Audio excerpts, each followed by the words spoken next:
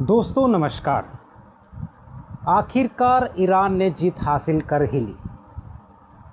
Donald Trump ने भले ही G7 summit में ये बोल दिया हो कि hello I am the boss, लेकिन मैं ये कहूँगा no you are not the boss, Iran is the boss.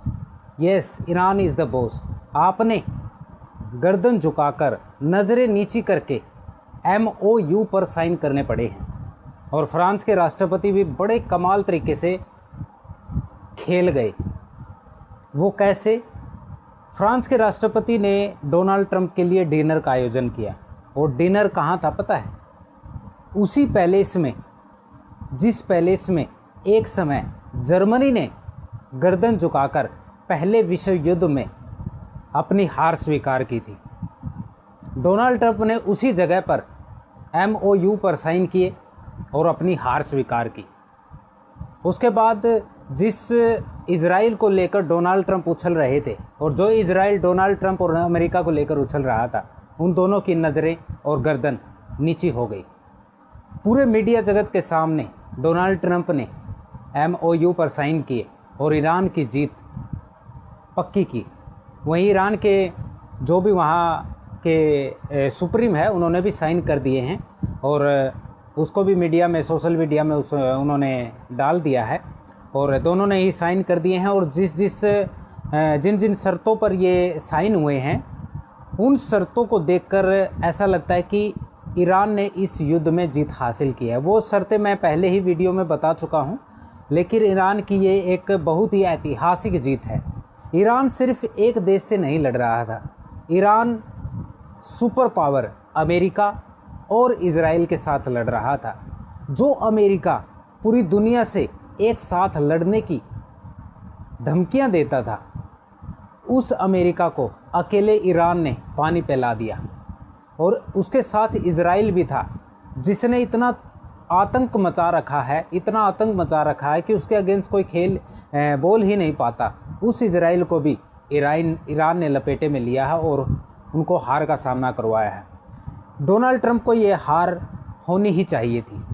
मैं इसको इसलिए बोल रहा हूँ क्योंकि हम सब देख रहे थे कि जिस प्रकार से डोनाल्ड ट्रंप अपनी मनमानी कर रहे थे, इस दुनिया को कंट्रोल करने की कोशिश कर रहे थे और जो भी देश उसको अच्छा लगता वो उसके तेल को कब्जा करने के लिए उस पर अटैक कर देता। जिस प्रकार से हमने वेनेजुएला पर देखा, उसके राष्ट्रपति को ही उसके घर से उठाकर ले आया और उसके पूरे तेल पर कब्जा कर लिया।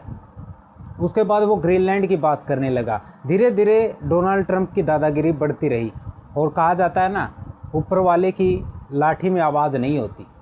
ये डोनाल्ड ट्रंप को ऊपर वाले की लाठी बड़ी ज़ोर की पड़ी है और ईरान ने वाकई में ये दिखा दिया, चाहे आप सुपर पावर हो, चाहे आप महापावर हो, कुछ भी पावर हो, हम आपके सामने झुकने वाले नहीं हैं। ईरान की ये ऐतिहासिक जीत इतिहास में हमेशा याद की जाएगी।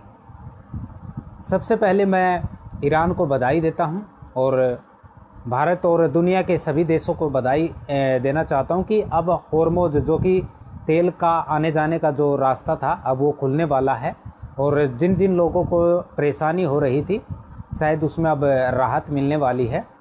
और डोनाल्ड ट्रंप वाइट हाउस में रोने ही लग रहे होंगे और अब वो इज़राइल के ऊपर चढ़ने लगे हैं और नेतन्याहू को पता नहीं क्या क्या बोलने लगे हैं। अब उन दोनों की खींचतान शुरू हो गई है और डोनाल्ड ट्रंप को समझ नहीं आ रहा है कि अमेरिका को कैसे वो समझाए कि इस युद्ध में अमेरिका की जीत हुई है, न कि उसकी हार हुई है। वो अपना माथापच्ची करने लग रहे हैं और अपनी विक्ट्री बताने की अमेरिका में कोशिश कर रहे हैं। अमेरिका में गोदी मीडिया जैसा ही मीडिया वहाँ पर हमें सुनाई देता है, दिखाई देता है, लेकिन ज़्यादातर मीडिया ऐसा भी है जो निष्पक्ष रूप से जो है अपनी बातें रखता है और वो मीडिया पूरी दुनिया में वायरल है, जो कि डोनाल्ड ट्रंप की, मुझे नहीं लगता कि दाल गलने वाली है और पूरी दुनिया ये समझ गई है कि इस युद्ध में अमेरिका और इज़राइल की हार हुई है और ईरान की जीत हुई है। अगर आपको ये वीडियो अच्छी लगी हो तो वीडियो को लाइक करना, चैनल को सब्सक्राइब करना। हाँ, वीडियो थोड़ी छोटी बनी है, लेकिन आई होप आपको अच्छा लगा होगा। और हाँ, हमारे चैनल के ज्वाइन बटन को दबाना मत भूलना। धन्यवाद।